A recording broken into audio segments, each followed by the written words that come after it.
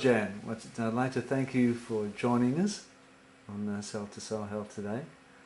And I believe that you're going to cover the area of allergies and foods and their interrelationship. And as the first question I'd like to ask is, why is it that why do they usually come to get tested? There's different reasons people come to get tested. A lot of people you'd think would come and have a test like this for allergies only, but there are a lot of food intolerances around today. So I get people with allergy-related problems, asthma, eczema, sinus, psoriasis, hives, any sort of skin problems they come to see me for because they are usually allergy-related. Also, I have people coming to me who have bowel and other digestive problems, which is a big thing today. Lots and lots of people have that, and a lot of people bring their children because of behavioural problems. So I see people for different reasons. Sometimes just general health. It just depends on what the person is interested in looking at, whether it's allergy or whether it's food. And there are food allergies and there are food intolerances, so there's different reasons for people coming to see me. Right. Well, you mentioned that. So some clients will come to you for a specific problem. Is in that process, could you often ever find something else that they're allergic to and yet not aware of? Yes, often, quite often. Because what happens with a lot of foods, people will have a certain food and they may feel a little bit ill from that food, or they may get bloating, or they may get some sort of allergic reaction with eczema, their skin may break out. But often it can be a build-up of different foods when that happens, so they're not aware of that. So they think, oh, I have a bit of wheat, or I have a bit of tomato and I break out in a rash, or I have a bit of dairy and I have a lot of mucus. And they're the things they're mainly observing themselves because they know that. They know how they feel when they have it. But quite often they may have 5, 6, 7, 8, 9, 10 different foods that they have, and all of a sudden they get a reaction, they don't know why. And it's a build-up of all these foods that they're reacting to. So when I do an allergy test, there's different levels of what comes up on my test because I have a reading.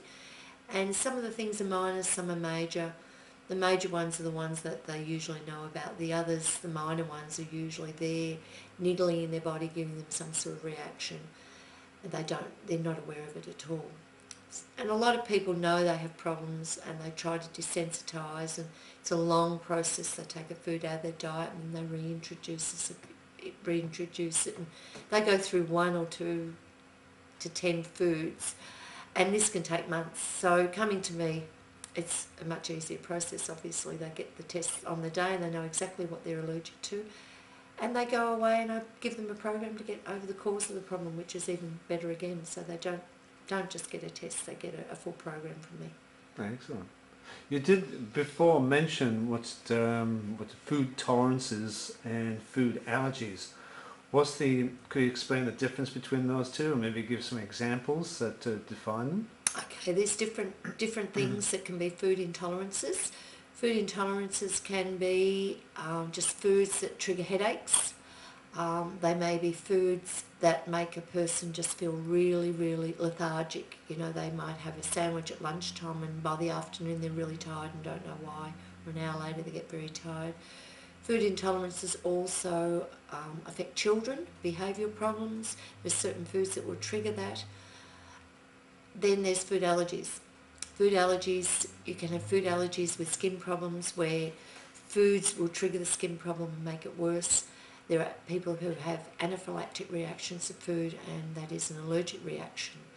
So there's a big difference, and people don't usually understand that they can have both. They can have food intolerances and food allergies. You may have been a person who had oranges, 6 or 7 oranges a week for a long, long period of time, and oranges will come up in the test and the person say, wow, I eat a lot of them. And that can be a food intolerance because the body has just got to the stage where it says, I'm sick of oranges, I want a break. That's a simpler way of saying, of explaining it. So, yeah.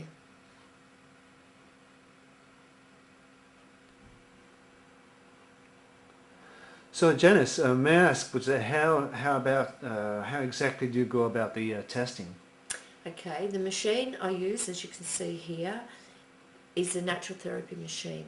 It's designed to pick up energies from an acupressure point from a person, and it compares the energies of the person to the energy of the liquid, which is in a vial here.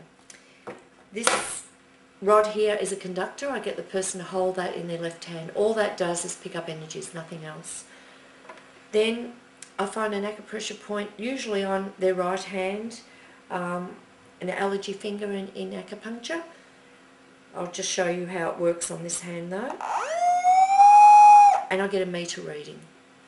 I set that reading usually at 40, but that's just where I like to work. You can set it anywhere. Then this goes over the vial, and this particular material picks up energies from the liquid in the vial. And then I go through these one by one. If someone has an intolerance or an allergy, the machine will give me a low reading. I'll just go over to chocolate because everyone's allergic to chocolate. That's surprising, isn't it? Not really, if you know what's in chocolate. And the meter reading now has gone from 40 down to 30. Now everyone has an allergic reaction to chocolate. Chocolate has high-fat dairy, which is not really good for us, too much fat. It also has caffeine and sugar and a lot of other things in it. So, you know, chocolate usually does come up for even the healthiest person. It's just not something we should eat a lot of.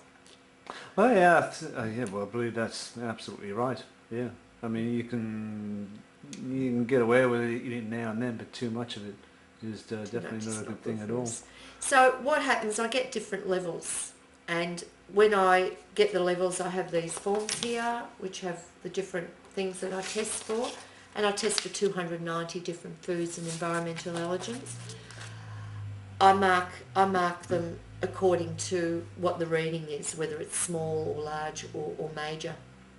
Then when I'm finished the test, I explain to people why certain things have come up and the reason, whether it's a food intolerance or whether it's an allergy.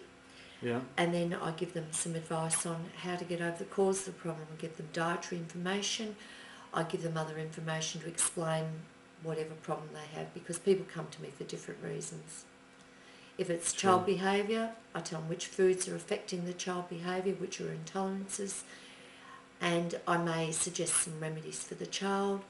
When it's bowel, a lot more foods come up when there's bowel problems because the digestive system isn't working, and they may have a thing called candida, and a lot of foods feed it. So then I have to explain why so many foods have come up and what they actually do. They actually feed the problem, and they need to go off those foods to correct the body, and then I'll suggest some remedies for them to take to kill the infection and to build up their good bacteria in their bowel.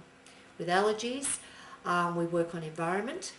I make up homeopathic preparations which are made up from my kit. You can't get them anywhere else, and they build up a tolerance to the environment.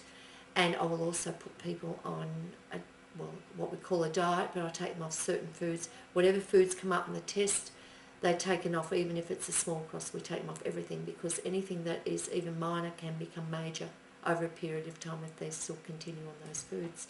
So we desensitise from the foods by taking them away, and then we reintroduce them when the person's better.